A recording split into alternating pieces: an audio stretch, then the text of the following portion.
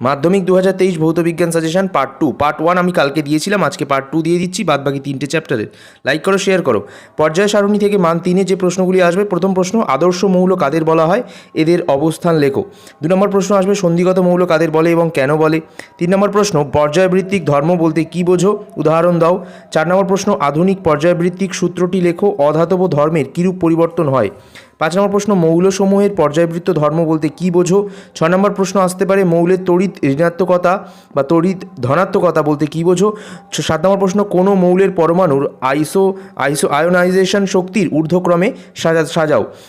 এরপর বন্ধুরা 8 নম্বর প্রশ্ন দিতে পারে, হাইড্রোজেন ধর্মের সঙ্গে গ্রুপ 1 মৌলগুলির একটি ধর্মের এবং গ্রুপ 17 মৌলগুলির দুটি ধর্মের সাদৃশ্য উল্লেখ করো।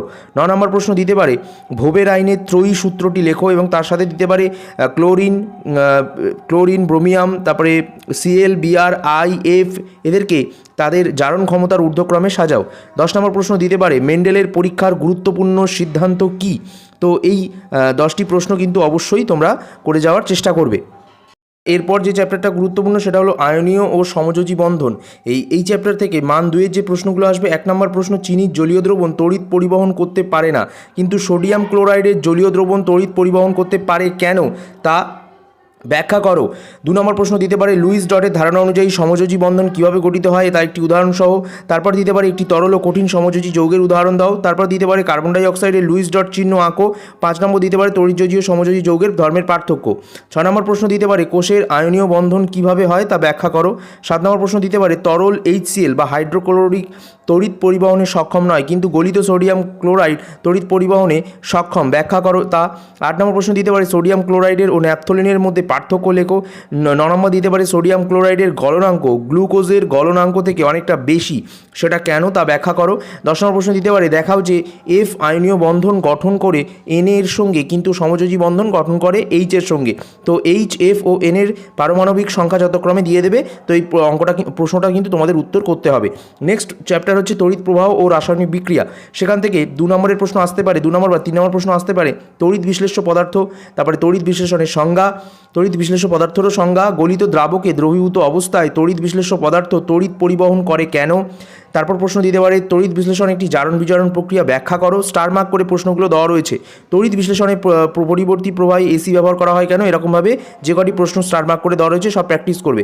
এরপর এই চ্যাপ্টার থেকে মান 3-এর যে প্রশ্নগুলো খুব গুরুত্বপূর্ণ, প্রথম প্রশ্ন, অ্যানোড ও ক্যাথোডের ব্যবহার আয়নীভবন বিক্রিয়ায় লেখো। অ্যানোড ও ক্যাথোড বিক্রিয়ার উদাহরণ দাও। প্লাটিনাম তড়িৎদ্বার ব্যবহার করে জলের তড়িৎ বিশ্লেষণে নীতি লেখো এবং ক্যাথোড ও অ্যানোড বিক্রিয়া লেখো।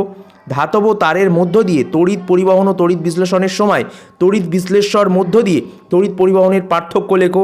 অ্যানোড মাড কি, কিসের ভিত্তিতে তড়িৎ বিশ্লেষ্যগুলিকে তীব্র ও মৃদু তড়িৎ বিশ্লেষ্য হিসাবে শ্রেণীবিভাগ করা হয়েছে ও তীব্র তড়িৎ বিশ্লেষণের একটি উদাহরণ দাও।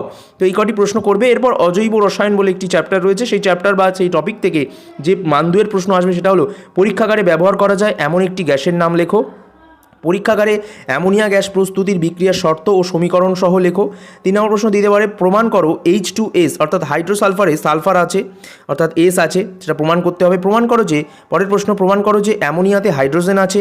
5 নম্বর প্রশ্ন দিতে পারে, অ্যামোনিয়ায় জলীয় দ্রবণের সাহায্যে কীভাবে ফেরিক ক্লোরাইড দ্রবণটি শনাক্ত করো। মান 3 এই চ্যাপ্টার থেকে দেবে। নাইট্রোলিন প্রস্তুতি শর্ত ও সমীকরণ লেখো এবং তার ব্যবহারও লেখো। 2 নম্বর প্রশ্ন দিতে পারে, অসওয়াল্ড পদ্ধতিতে কীভাবে নাইট্রিক অ্যাসিড প্রস্তুত করা হয়। 3 নম্বর প্রশ্ন দিতে পারে, ইউরিয়া শিল্প উৎপাদনে ব্যবহৃত রাসায়নিক পদার্থগুলির নাম ও বিক্রিয়ার সমিত রাসায়নিক সমীকরণ লেখো। 4 নম্বর প্রশ্ন দিতে পারে, স্পর্শ পদ্ধতিতে সালফিউরিক অ্যাসিড প্রস্তুতির বিভিন্ন ধাপের সমিত সমীকরণ শর্তসহ লেখো। 5 নম্বর প্রশ্ন এই চ্যাপ্টার থেকে দিতে পারে, মান 3-এর লাস্ট, প্রাকৃতিক উপায়ে নাইট্রোজেন আবদ্ধকরণের যে ধাপ রয়েছে সেই ধাপগুলি তোমাদের ব্যাখ্যা করতে হতে পারে। এরপর ধাতুবিদ্যা চ্যাপ্টার রয়েছে, যে চ্যাপ্টারটি খুব গুরুত্বপূর্ণ। বিগত লকডাউনে কিন্তু এই চ্যাপ্টারটি ছিল না, তাই এবারে কিন্তু এখান থেকে প্রশ্ন আসবে একেবারে 100%। দেখো মান 2-এর যে প্রশ্ন, কপার ও অ্যালুমিনিয়ামের ব্যবহার। 2 নম্বর প্রশ্ন দিতে পারে, ধাতু সংকরের ব্যবহারের সুবিধা ও অসুবিধা।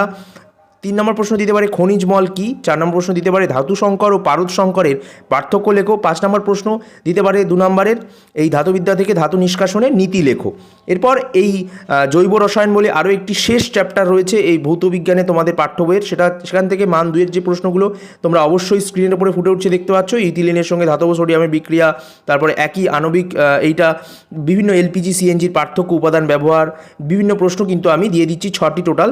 এরপর এই অজৈব রসায়নের শেষ চ্যাপ্টার থেকে মান 3-এর যে প্রশ্নগুলি দিচ্ছি সেটা দেখে নাও। 1 নম্বর অ্যাসিডিক অ্যাসিডের সঙ্গে সোডিয়াম হাইড্রোক্সাইডের বিক্রিয়ার সমিত রাসায়নিক সমীকরণ সহ লেখো। প্যাকেজিংয়ে ব্যবহারের জন্য পাট ও ইথিলিনের পলিথিনের মধ্যে কোনটি পরিবেশ বান্ধব এবং কেন।